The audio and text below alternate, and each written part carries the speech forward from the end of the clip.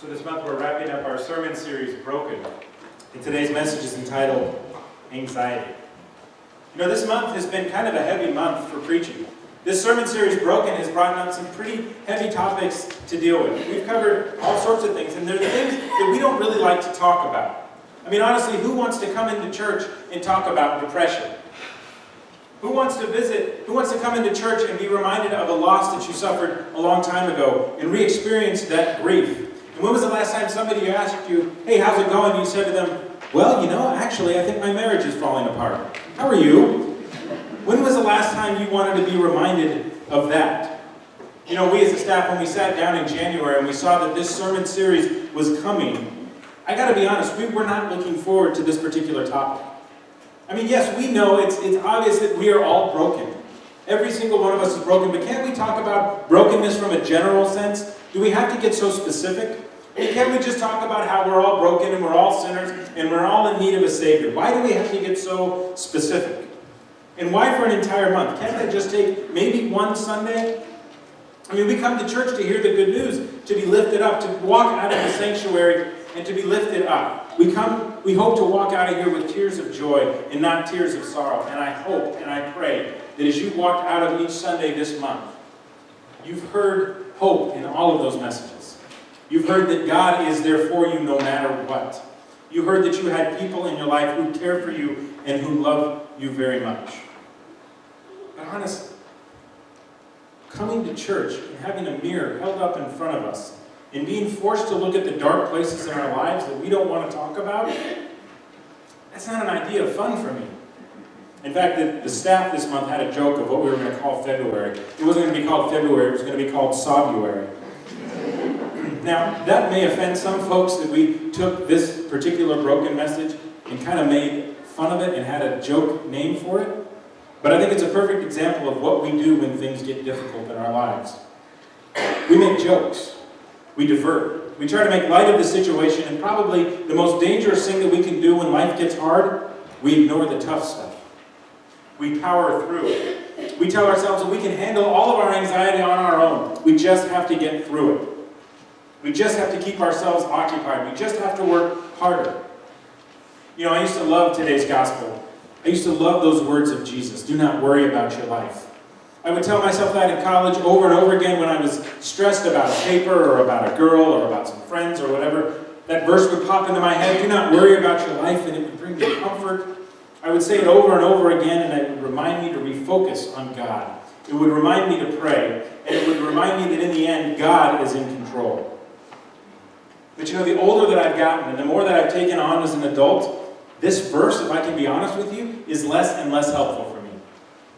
When it pops in my head, if I'm stressed or if I'm anxious, it doesn't bring comfort to me, it brings frustration. Or depending on what's going on in my life, it can even bring anger to me.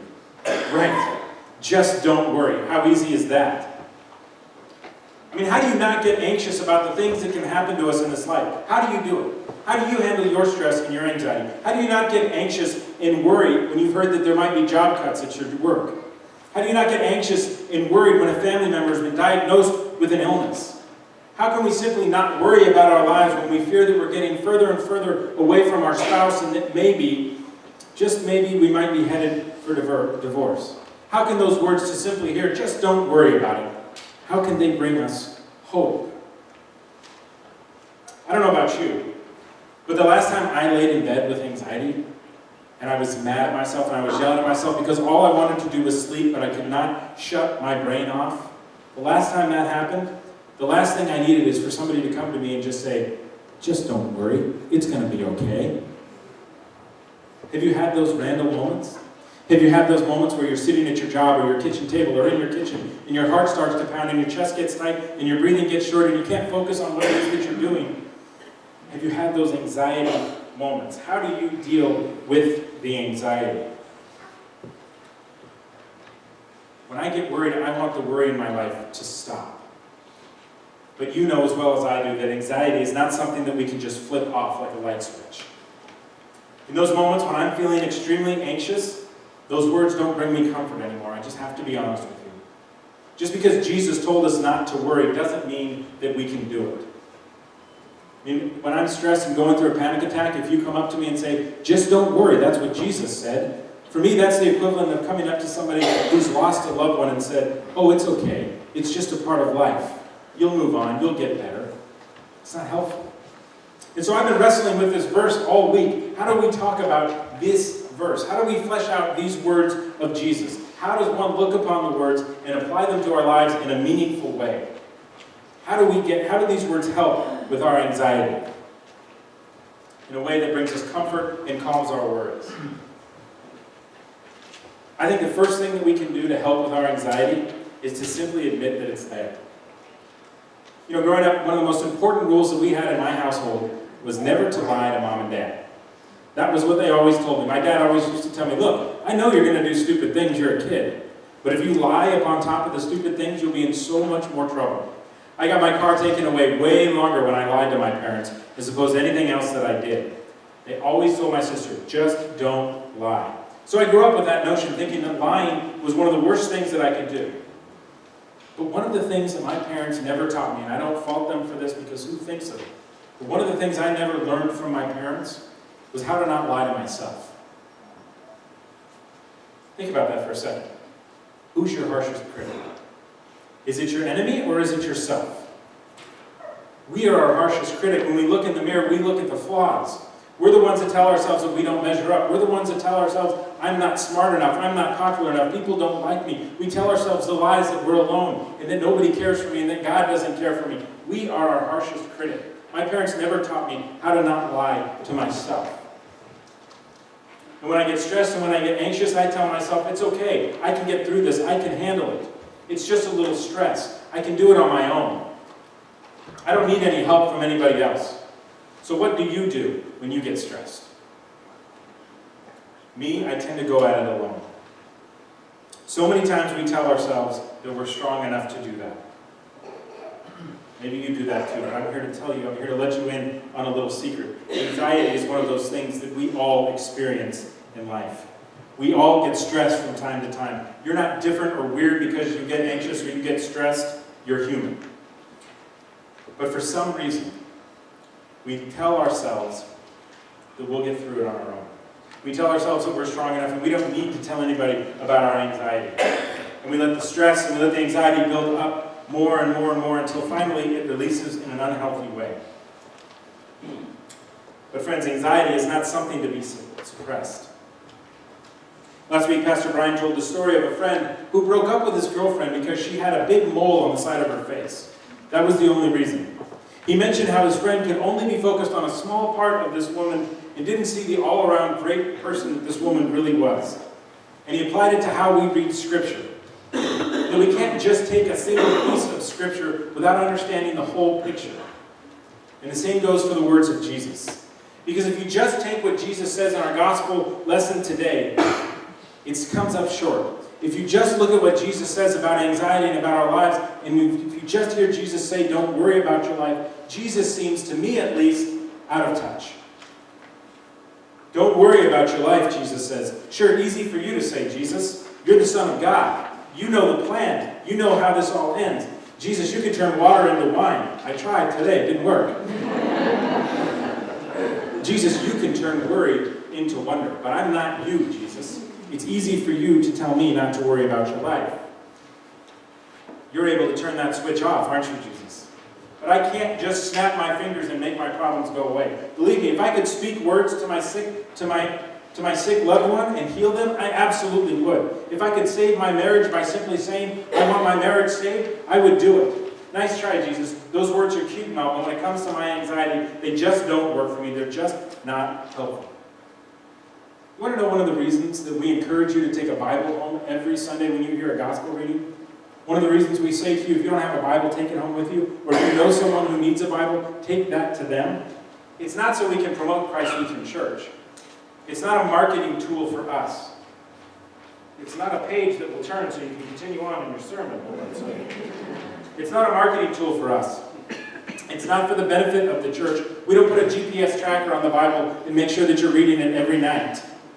One of the reasons we encourage the reading of Scripture is because we believe that in order for you to understand just how far and how wide and how deep God's love is for you, and just how much Jesus did for you and for me, you've got to get the whole picture.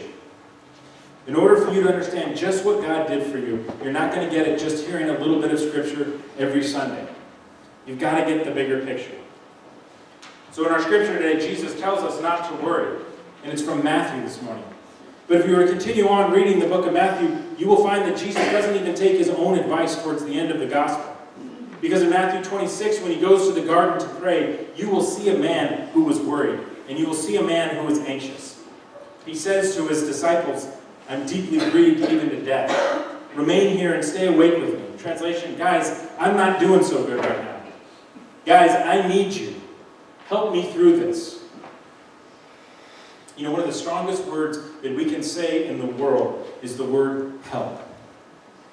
It takes a strong person to admit a weakness. And Jesus is our example of that. Here's Jesus in the garden with his disciples.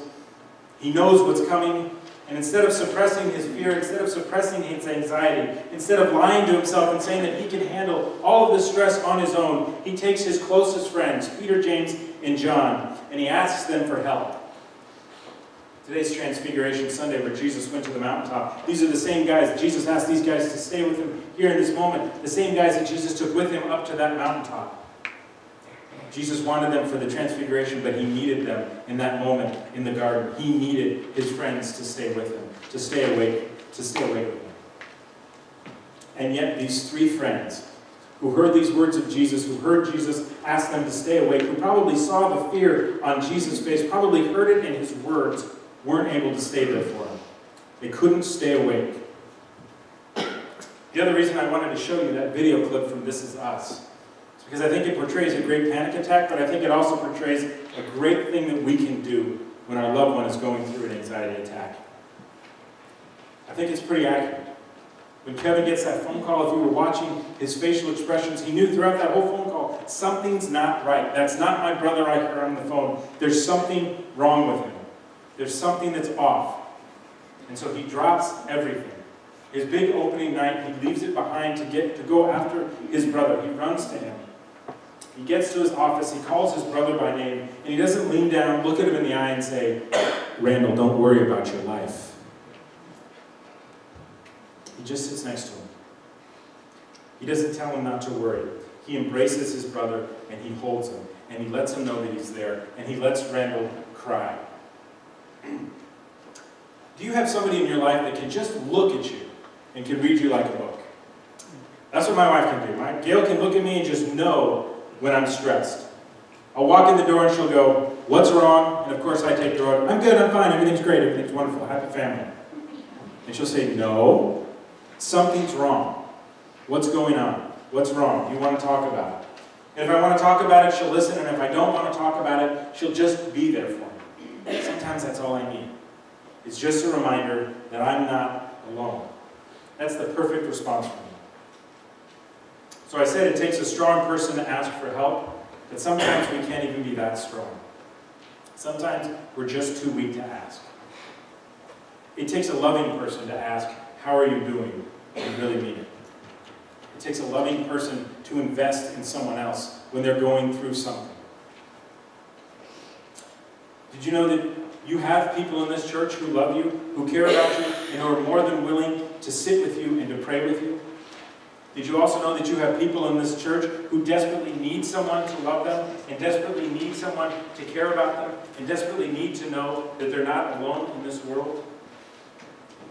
That's the main reason why I think there's so much value in being part of a small group. Now, listen, I'm not just saying that to say that. I'm not just promoting small groups so you'll run outside of the small group board and sign up all at once.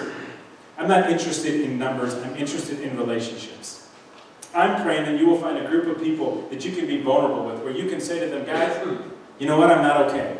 Guys, can we put the study aside for a second? I really need to talk. I really need to get this off my chest. The book that we're reading this month is a book about hope, where we find hope in our lives.